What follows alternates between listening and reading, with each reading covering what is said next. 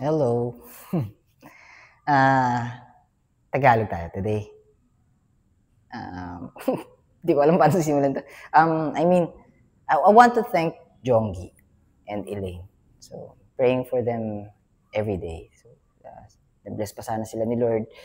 Jonggi and Elaine, God bless you guys. Thank you for allowing me to do this. To read, for allowing me to read the Bible. Thank you. For not asking a lot of things from me.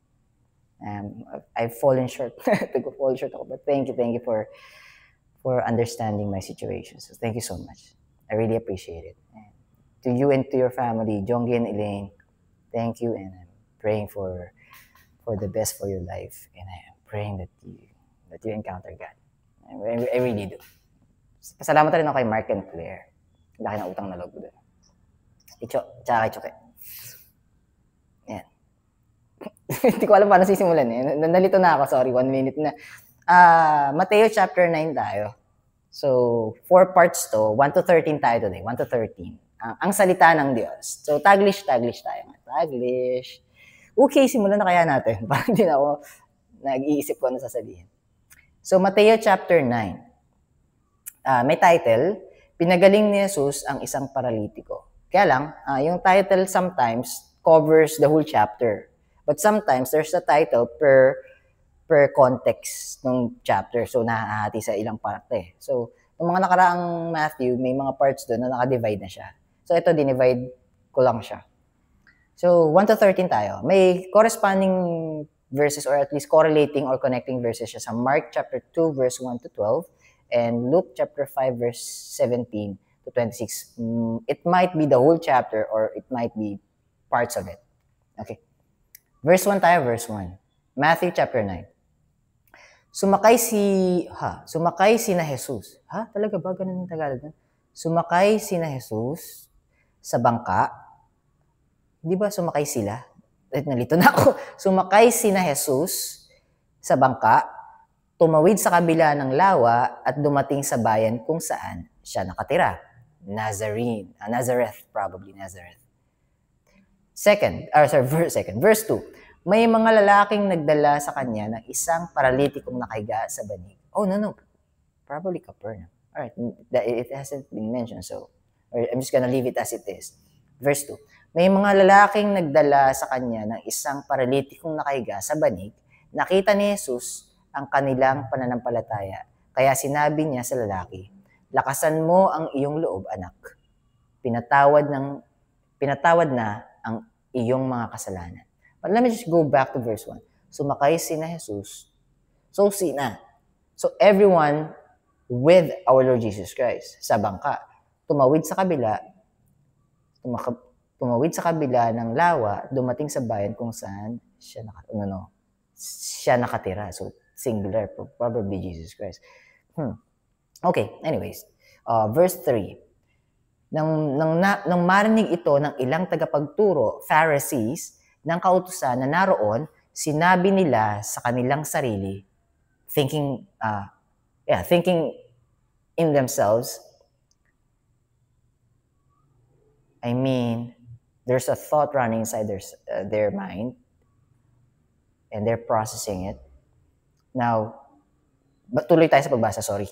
Nang marinig ito ng ilang tagapagturo ng kautusan na naroon, sinabi nila sa kanilang sarili, nilapastangan ng taong ito ang Diyos.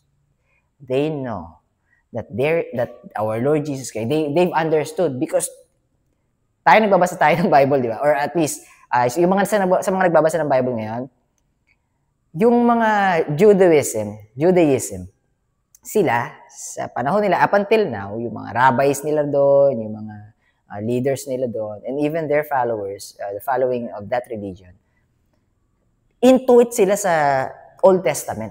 Talagang inaaral nila yun at minimemorize nila yun.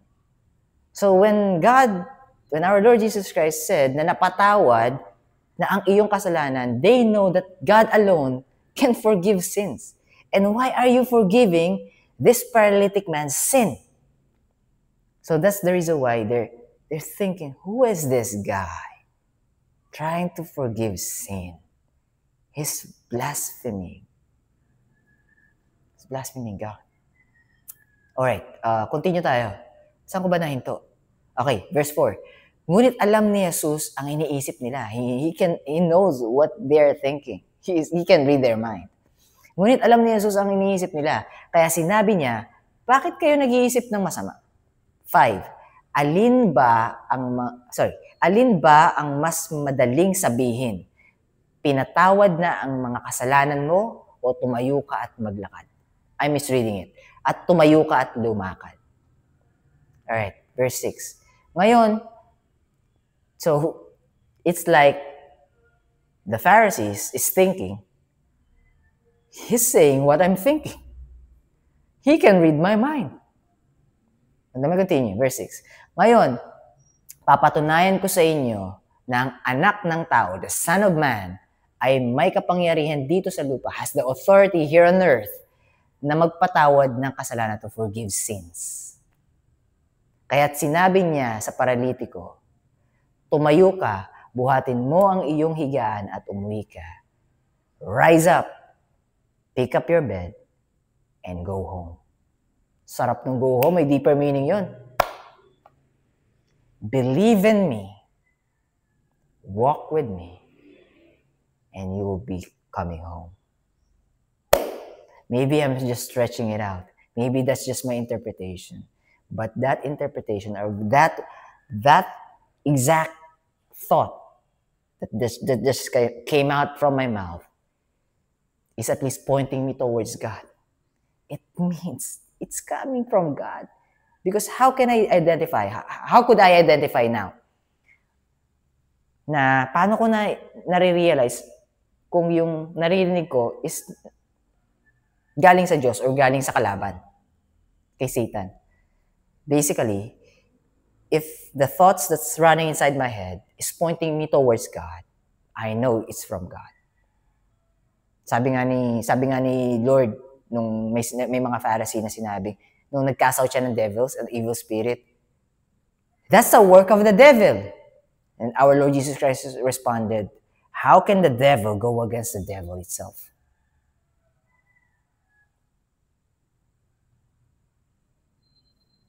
Sabi nga ni Lord, sabi ng mga apostles, Lord, Lord, Lord, hindi sila sumusunod sa atin, may mga hindi sumusunod sa atin, pero binabanggit yung pangalan mo. Sa ngalan mo daw. Ano sabi ni Lord? Ano response ni Lord doon? Let them. Them are preaching my name is not going against us. Those who are with us is not against us. Those who are against us is not with us. As long as they're preaching the good news, they are with us, even though they are not part of our congregation. What does it mean in today's life? Churches that preach the true gospel of our Lord Jesus Christ, which means that God alone can save. Even the Old Testament is saying that. Even the Pharisees knew that God alone can save. No human effort can save our souls. That's the gospel. Faith alone plus works equals salvation is false gospel. This is a true meaning of faith alone. Faith plus works equals salvation. Kung mali na sabi ko, lilinawin ko. Faith plus works equals salvation is the false gospel. Alright. Ito yung deeper meaning ng faith plus works equals salvation. Yung surface level meaning nun is faith plus works equals salvation is yung mabuting mong gawa, requirement yan. Para siguradong kompleto yung perfectong gawa ng Panginoon. Kasi kung hindi mo gagawin itong mabuting gawa mo, your good works, ito requirements namin sa'yo, magpabaptize ka, pagka na-miss mo yung isang Sunday, wala ka magandang dahilan, hindi ka napasok sa langit. Impyerno na punta mo. Di ka Eucharist. Hindi ka naniniwala sa Eucharist. Hindi ka pupunta sa langit. Hindi ka nagpabaptize sa kanila. Hindi ka pupunta sa langit. So, there's a lot of churches doing those kind of things. False gospel. JB, what if you're wrong? Okay, valid question, di ba? Tama naman eh. What if I'm wrong? Now, prove me wrong. JB, we will prove you wrong. So, the question is, how can you prove me wrong? Read the Bible. Don't listen to a man's words. What does it mean? Oh, it includes me. Don't listen to everything that I'm saying. But here's what I'm saying. Our salvation only comes from God alone. See the spelling? See the difference from the spelling? Capital G, small letter O, small letter D. God. So what's the difference? From what? From man. Capital M, capital A, capital M, small letter A, small letter N. Man. See the difference? Man could never be God. Oh, pwedeng may rebuttal. God can never be man. Oh, here's the thing. What's the meaning of the word God and what's the meaning of the word man? Omnipotent. Try to research about that word. Try to research that word. And what's about that word? Omnipotent. Sige na nga. Spoil na natin yung beans. It means He can do everything. Because He's God. And when He said He saved you, He already did. Kasi nga past tense eh. Alam din ng mga Pariseo. Pinatawad niya yung mga kasalanan, Diyos lang ang makakapagpatawad ng kasalanan. Diyos lang makakapagpatawad ng kasalanan. You can never made right or righteous by your own effort because it will never be comparable to God's effort. It will always be blemished. Our own effort will always be a filthy rag in God's eyes because it's not comparable to what God did for us. He saved us by dying on that cross, paying for our sins. Alright, nalalayo ako. Pero gusto ko lang ma-realize nyo rito na alam ng Pariseo na tinuturing ni Jesus Christ na Diyos siya. Our Lord Jesus Christ doesn't need to say that I am God. He just need to show them. He just need to show them. And boy, He showed them. He showed them. Alright, verse 6 tayo kanina, no? 7. Verse 7. Tumayo nga ang paralitiko at umuwi. Verse 8. Napuno ng takot ang mga tao nang makita nila ito at pinapurihan nila ang Diyos na nagbigay ng ganoong kapangyarihan sa tao. Because they don't know it yet. They haven't fully understand it yet back then. But the Pharisees knows about it. They know that He's telling them without even telling them that He's telling them that He's God. All right. So another title na to, tinawag ni Jesus si Mateo. Oh, the calling of Timothy. Matthew. The calling of Matthew. Gusto ko to. Follow me. Lord, thank you. Sorry. Connecting verse, may correlation na verses. Mark chapter 2, verse 13 to 17. Luke chapter 5, verse 25 to 32. Bilisan ko ng konti, 13 minutes na. Verse 9. Umalis roon si Jesus at habang siya'y naglalakad, nakita niya ang isang lalaking nagngangalang Mateo na nakaupo sa lugar kung saan siya naniningil ng buwis. Sinabi ni Jesus sa kanya, sumunod ka sa akin.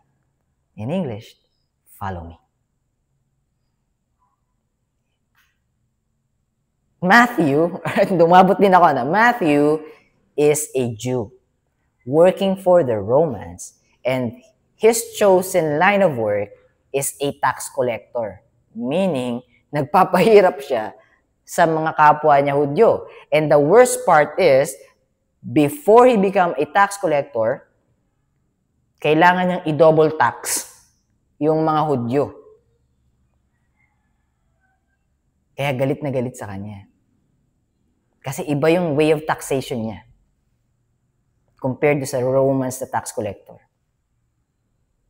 So it's Matthew, making it harder for them to pay taxes. They don't even want to pay taxes because it's a tax to Roman Empire. But Matthew, you're charging us double so you could earn. Kaya ang bilis yumaman ni Matthew. Now, but God called him to follow him. Right before you, in front of you, I am not worthy. Sabi ni Cliff, if my life will be put into a full film, at least 30 minutes film, and it will only highlights all the evil things that I'm doing, you'll be running away from me. Sabi ni Cliff Kineckley, Pastor Cliff sa US, I am the same thing. I might be worse than him because I've done something wrong that I cannot admit to you yet. But I've already admitted to my ex, the one that I love, to my son, I mean, my ex, kasi meron akong may sinusurrender ako kay Lord na nasa puso ko. Tapos doon sa anak ko, tapos sa mga D-group members ko, tapos sa mga D-group leaders ko, tapos D-group members ng leaders ko. I've shared that. And one day, I'll be able to share it with you because I haven't asked for forgiveness yet to the person. I haven't find any time yet. But sooner or later, I will. But anyways, si Matthew, sinner. And yung mga tao, mga kapwa niya Jews, galit sa kanya. But let me just continue reading. Papaliwanag na ako, sorry. Sabi niya kay Matthew, sumunod ka sa akin. Tumayo naman si Mateo at sumunod sa kanya. And Matthew followed him. Drop everything, even his own riches, the things that he've gained. Why? Nakapag-usap kami ni Chukoy tsaka ni Chon ito eh. Sabi ko, nagamit ni Chukoy si Matthew na nakagawa nung tinanong ko sa kanila. Sabi ko kasi, the reason why yung rich man, nahirapan siyang bitawan yung kayamanan niya, nagtanong siya sa Panginoong Jesus, Panginoon, paano ako makakapasok sa pintuan ng langit? Sabi niya, follow my commandments. Oh, I followed it to the T. All T's has crossed and all I's has been dotted. All right, okay. So na-follow mo na pala, no? Give up everything that you have. Then he's wrought. Hindi siya makapayag. He cannot lose his grip on his possession. But he wants to enter the kingdom of heaven. Sabi ko, kaya siya mahirap. Kasi hindi siya madali. Corny na. Hindi. Time na yun, naisip ko na kaya siya mahirap kasi walang makakagawa na maka-earn ng ating salvation. Full reliance on our God. Tapos ang sabi sa akin, nung nagtanong ako, sabi ko kasi, wrong statement. Sabi ko kay Cho tsaka kay Chokoy na nasa kotse kami. Sabi ko, walang kaya, walang makakagawa nito na pag-give up ng kayamanan. Tapos nabanggit ni Chokoy, si Matthew nagawa yun. Na-zip ako. Sabi ko, si Matthew nagawa. Tapos nung nakauwi na ako, doon na nag-sink in. Bakit nagawa ni Matthew? Nag-sink in na kung bakit nagawa ni Matthew.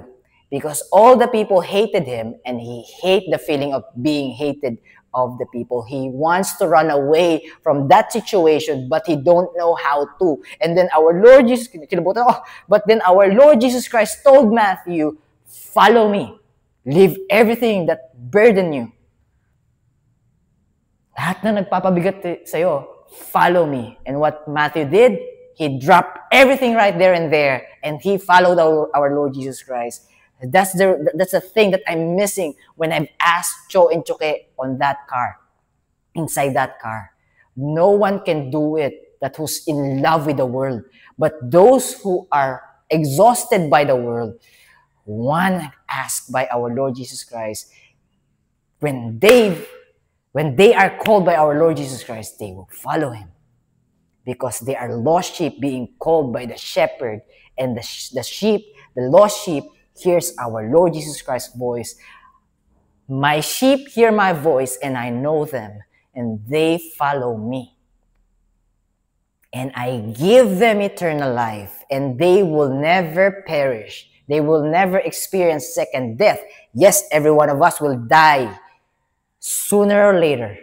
That's the first death. But the second death is much worse than the first one. And God is telling us, I give them eternal life and they will never perish. Meaning, we will never experience the second death, aka also known as going into hell, but we will be coming with the Son to heaven. And we will enjoy our eternal life with God. And no man, deep yung no man, masyadong malalim yung no man, na-overlook madalas. Ano ibig sabihin ng no man? Kumpletuhin ko lang muna. And no man can pluck them out of my hand. Ang ibig sabihin ng no man is it includes you. Even yourself, you cannot pluck yourself out from God's hands once you accepted Him as your one and sole Savior. Because in Psalms chapter 37, verse 23 and 24, it is written, before our Lord Jesus Christ, in human eyes experience. But our Lord Jesus Christ is in the Genesis and in the Revelation. So, ano yung Psalm chapter 37, verse 23 and 24? The walk of a good man is ordained by the Lord, and he delighted in his way. Though, 24, though he fall, once saved, always saved, yung verse na yan, makakapagpatunay din yan, though he fall, he will not be utterly cast out, or cast away, or cast down, because I, the Lord, upholdeth him. So once this blemished human being surrendered unto the Lord and fully trust Him and hold unto the Lord will hold him back. Now in Romans chapter 3, verse 10, it is written, no one's righteous, no, not one. Verse 23, for all have fallen short of the glory of God. Meaning, if we fall short, the Lord is still holding us. We can get anywhere. So we cannot get away from Him because He's the one who's holding us. The Holy Spirit is guiding us to go back to Him. If Satan tried to condemn us and judge us. Oh my, pati itong Tagalog na stretch ko. Grabe yung Bible reading ko today. Too much stretch, Father God. Mukhang walang manonood nito. It's okay. The Word of God, Isaiah chapter 55 verse 11, will never be in vain. It will go to where God wants it to go. And it will return to Him with profit. So tuloy ko na yung pagbabasa. 3 verses na lang po, sorry. Na-stretch ko na, sorry talaga. Actually, 4 verses po pala. Verse 10, habang kumakain si Jesus at ang mga alagad niya sa bahay ni Mateo, tama ba yung binabasa? Tumayo naman si Mateo at sumunod sa kanya. Verse 10.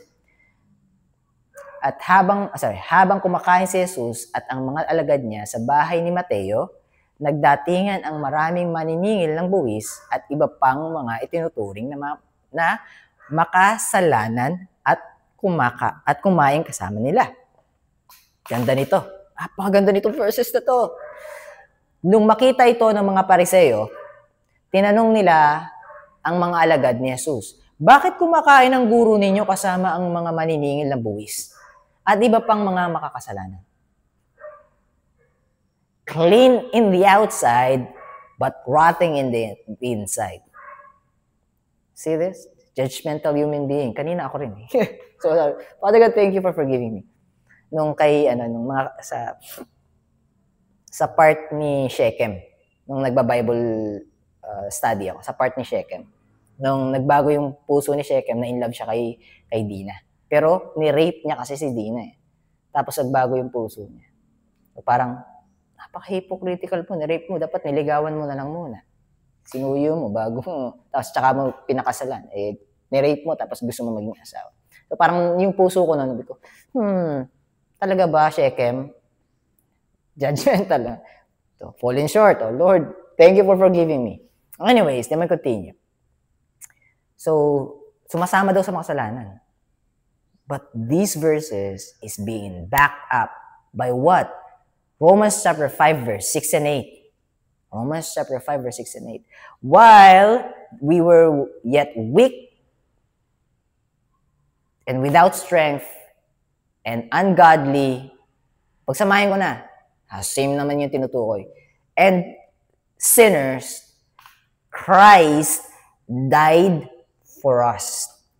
Our Lord Jesus Christ is not calling the self-righteous people.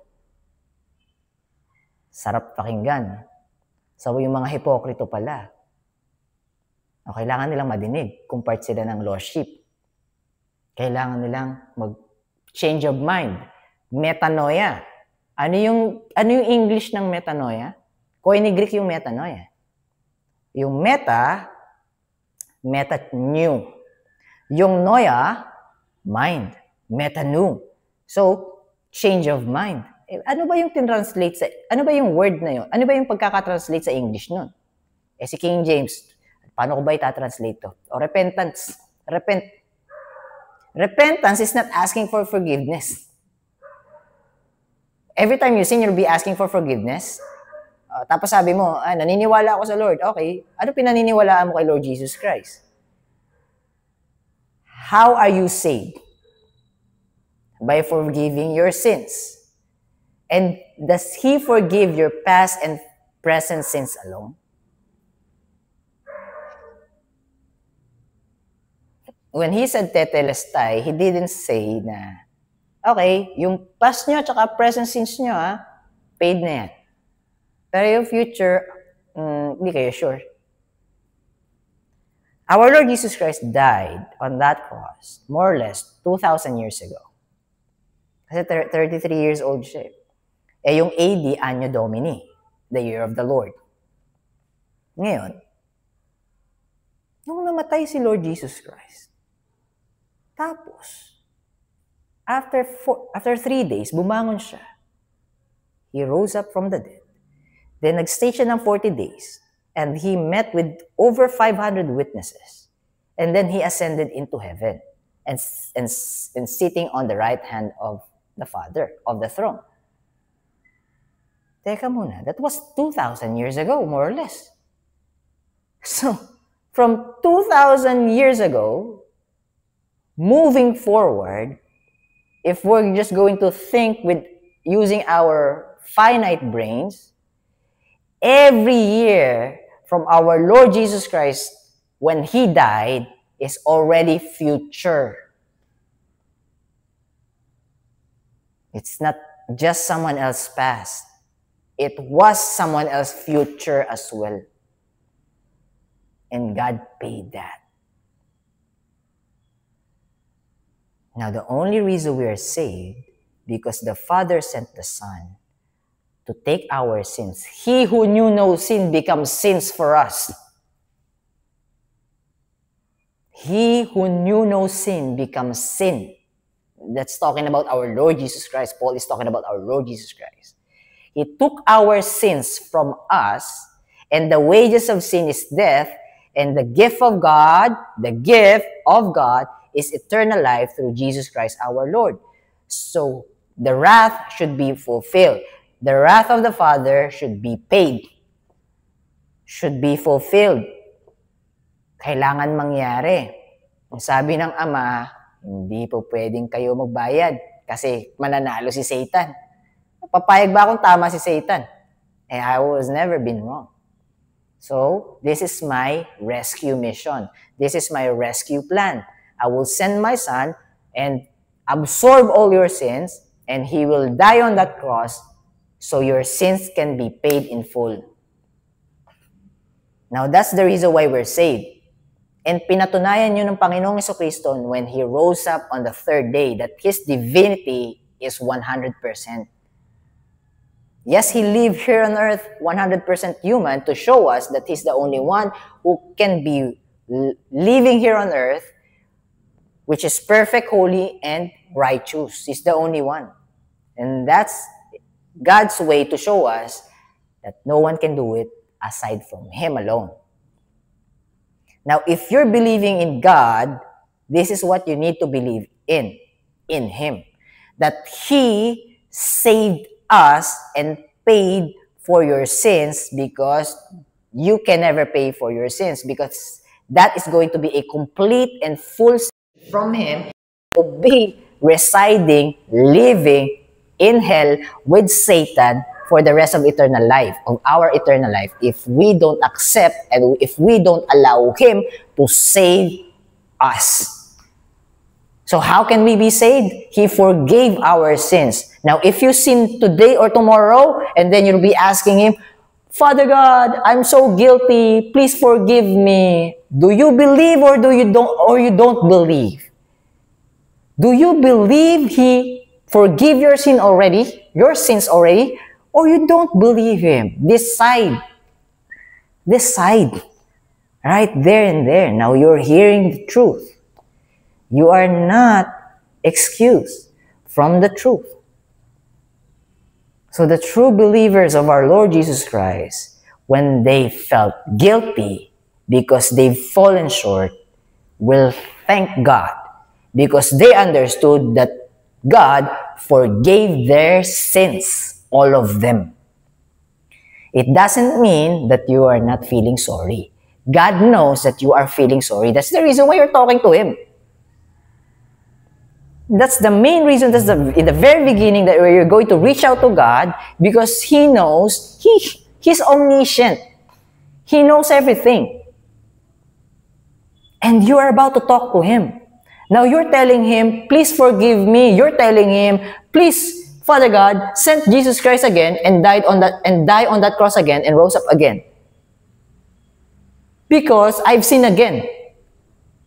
I've done it again. So meaning, you haven't understood it fully. Meaning, you're still part of the lost sheep.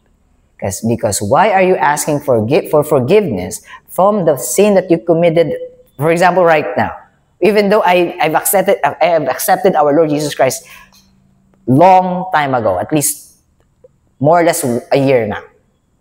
And then I've sinned right now. Father God, please forgive me.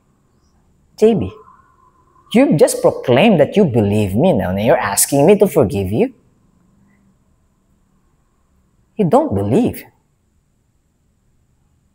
I'll ask you, what have I done on that cross? What did the Father do to me? And I'm willingly obeyed. What, JB? All right, Father God.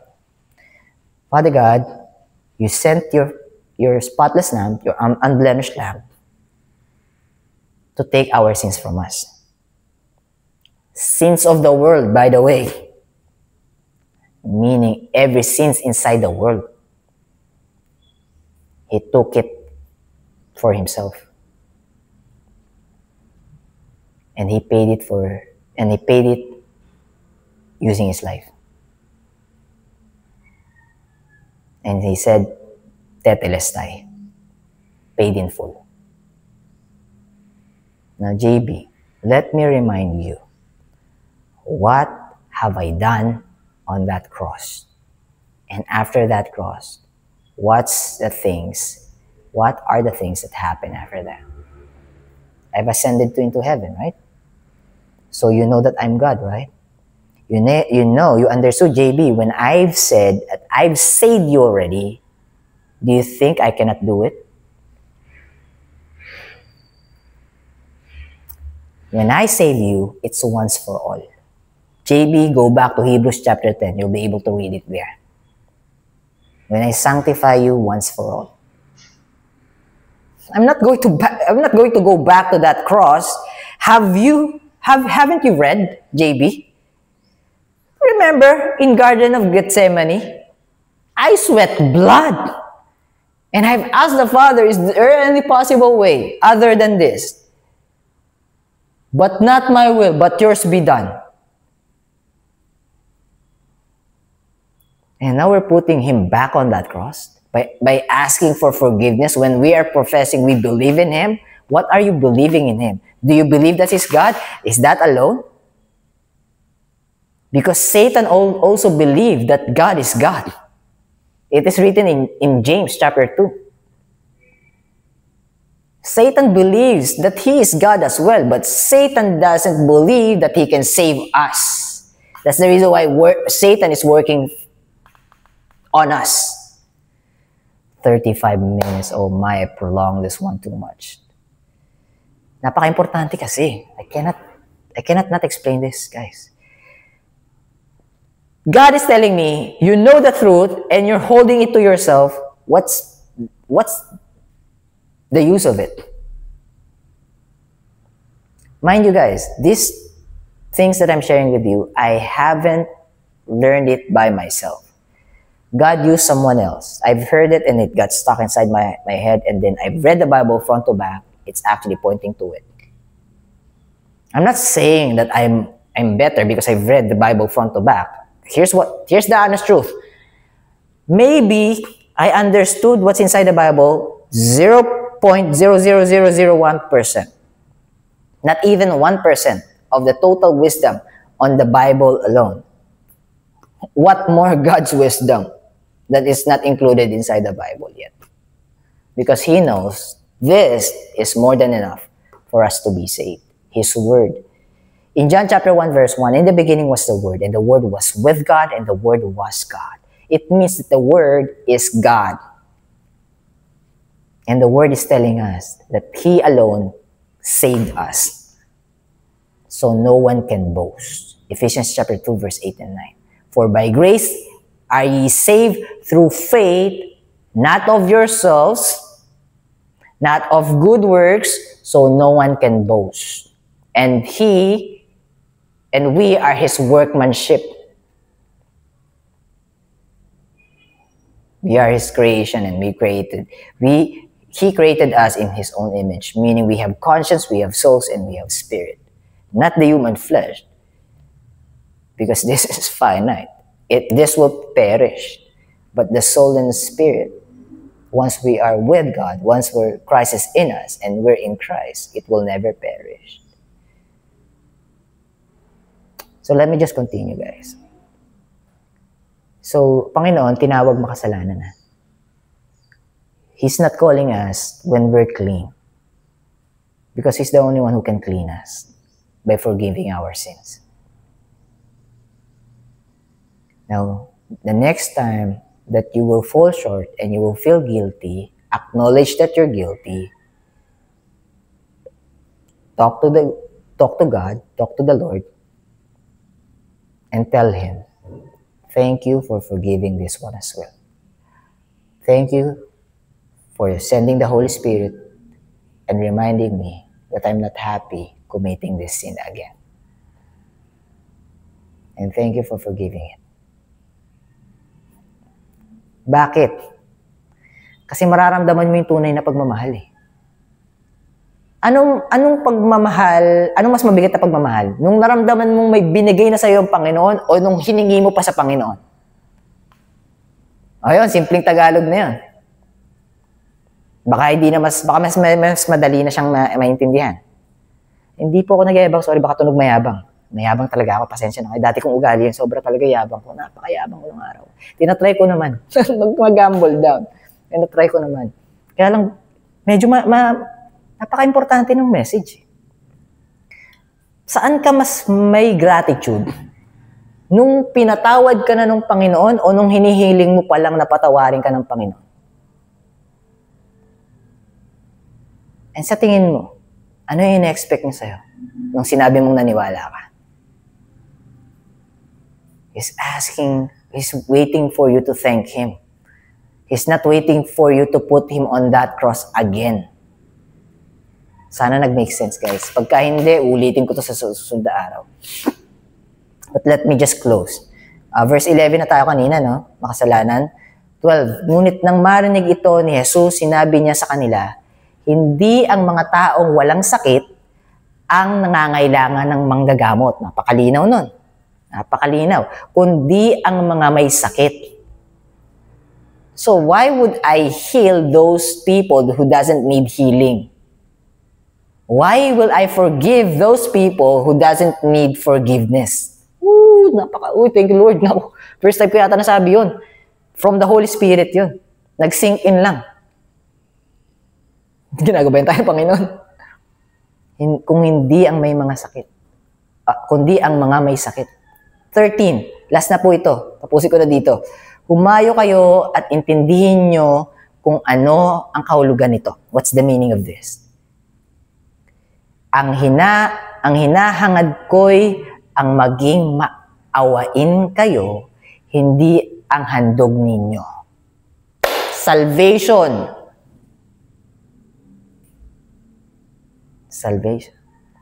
Not your works, but your belief. JB, maaway nyo, sabi. Ba't sinasabi mo belief? Try to think deeper. It's just not surface level yung nakita natin, but the deeper meaning of it. It's pointing to salvation. I'm not looking for your good works. Your good works is the fruit. That's the reason why I've cursed the fig tree, because it's showing leaves, but it's not showing fruit. What's the meaning of it? Fake. What's the meaning of it? Wolf hiding sheep's clothing. A goat pretending to be a sheep.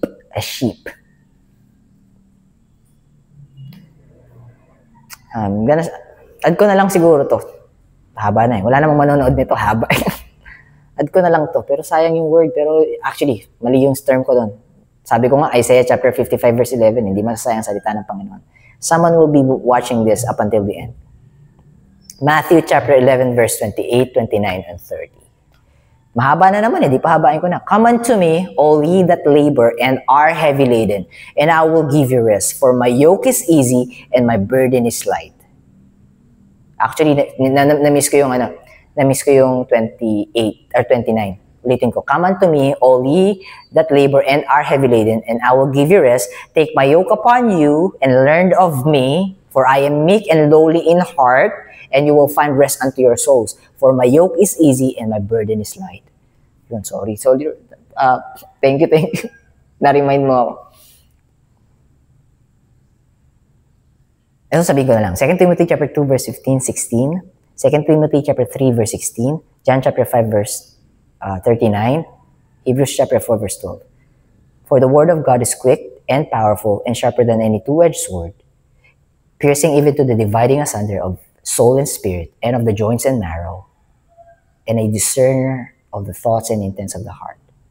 Please, read it back, dwell on it, and try to ask from the Lord, what's the wisdom from this message, or this verse? James chapter 4 verse 7, submit yourselves therefore to God, resist the devil, and he will flee from you. Wherefore, my beloved brethren, let every man be swift to hear, quick to listen, swift to hear, quick to listen, slow to speak, slow to anger, slow to wrath. James chapter 1 verse 19. My sheep hear my voice. That's the reason why we need to swift to listen, swift to hear, so we can understand him. God bless you. Keep safe. I'll be seeing you tomorrow. Bye for now.